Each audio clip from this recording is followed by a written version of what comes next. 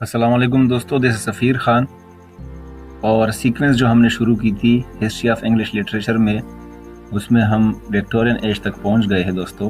پچھلی ویڈیو میں ہم نے رومانٹک ایج شیئر کیا تھا، ڈسکس کیا تھا، جو کہ 1798 سے سٹارٹ ہوتی ہے 1832 تک. اور 32 کے بعد دوستو وکٹورین ایج کے اثرات شروع ہو جاتے ہیں.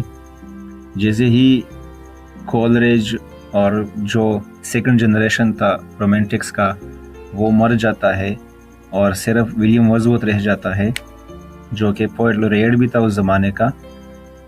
تو وکٹورین ایج کے اثرات شروع ہو جاتے ہیں. تو آج کا ہمارا ٹاپک رہے گا وکٹورین ایرا یا وکٹورین ایج. تو شروع کرتے ہیں دوستو. وکٹورین ایج 1837 سے سٹارٹ ہوتی ہے. جیسے ہی کوئین وکٹوریا بادشاہت پہ بیٹھ جاتی ہے اور 1901 تک رہتی ہے یہ ایج، اور اس کے بعد پھر ماڈرن ایج شروع ہو جاتی ہے.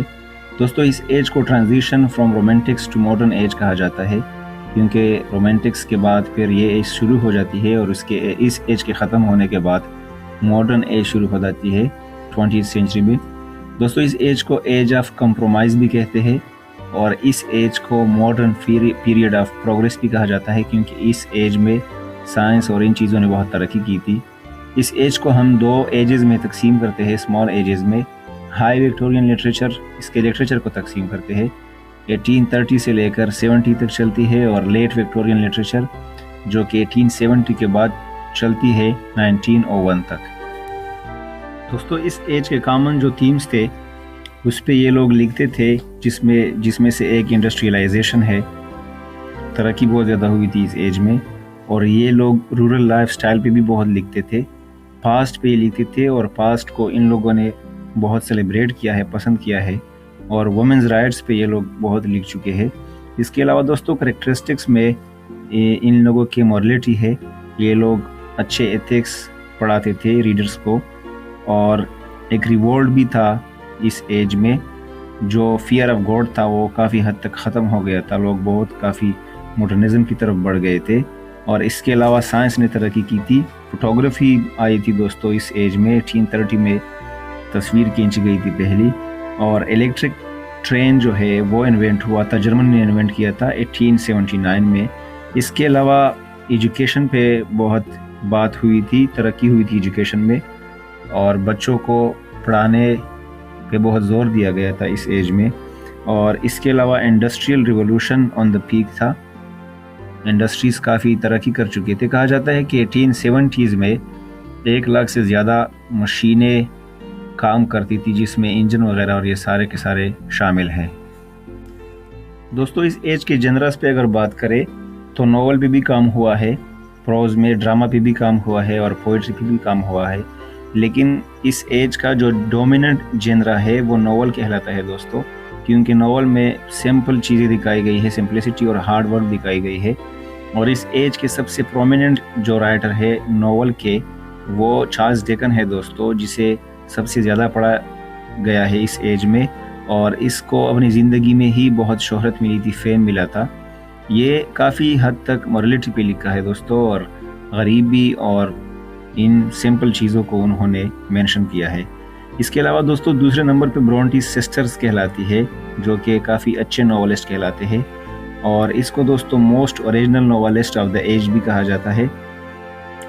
پہلے جو تھی وہ چارلوٹ برونٹی تھی، دوسری ایملی برونٹی، اور تیسری میں سے این برونٹی تھی. دوستو تقریباً 7 ناولز لکھے ہیں ان 3 سسٹرز نے، لیکن سب کا ایک ناول بہت زیادہ فیمس ہے.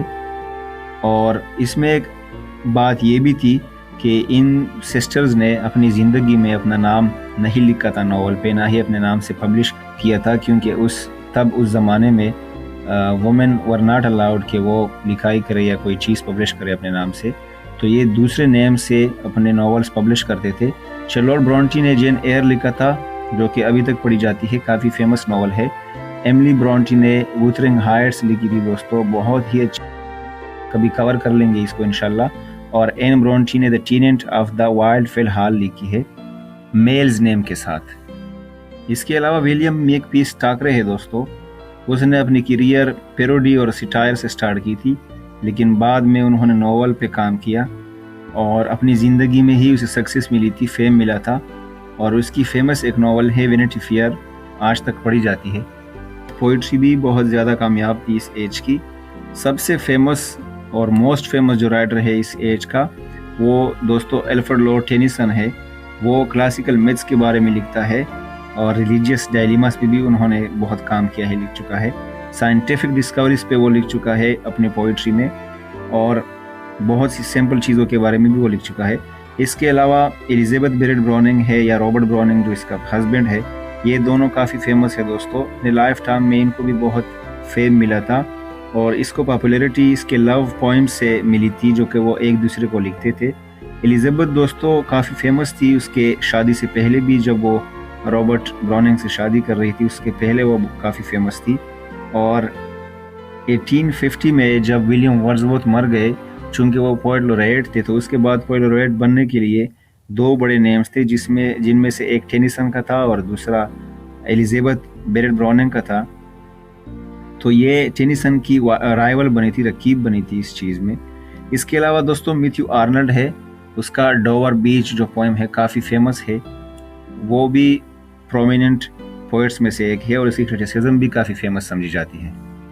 تھیٹر کی اگر بات کریں دوستو، ڈرامہ کی، تو اس ایج میں ڈرامہ کو سب سے اچھا فارم مانا جاتا تھا انٹرٹینمنٹ کا، اور اس زمانے کے سب سے جو اچھے پلے رائٹ ہے وہ آسکر وائلڈ ہے دوستو۔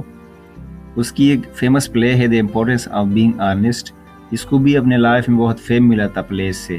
اس کے علاوہ نان فکشن پہ بات کرے اگر، تو سائنس میں چارلز ڈارون نے ایک بک لکھی تھی، ایک ورک تھا اس کا بہت famous, on the origin of species. Supernaturalism اور گوتھک لٹریچر بھی کافی فیمس تھا اس زمانے میں، اور اس میں رومانس اور ہارر کو کمبائن کیا گیا ہے، جس میں مونسٹر، گوسٹس اور کرسز، یہ ساری میڈ وومن، یہ چیزیں دکھائی گئی ہے، ڈراؤنی چیزیں۔ اس کے علاوہ چلڈرن لٹریچر پہ کام ہوا ہے اس ایج میں دوستو۔ یہ چلڈرن لٹریچر یہ وکٹورین ایج سے ہی شروع ہوئی ہے، اور بچوں کو ٹارگٹ کیا گیا تھا کہ یہ ریڈرز ہے یا یہ پڑھیں گے، اور بچوں کی طرف یہ لوگ متوجہ ہوئے تھے۔ تب سے یہ فوکس اور فیری ٹیلز وغیرہ یہ بھی لکھنا شروع ہوئی تھی بچوں کے لیے۔ تو یہ تھا ہمارے ساتھ وکٹورین ایج۔ اگلی ویڈیو میں ہم ماڈرن ایج پہ بات کریں گے۔ اپنا بہت سارا خیال رکھیں۔ Thank you very much.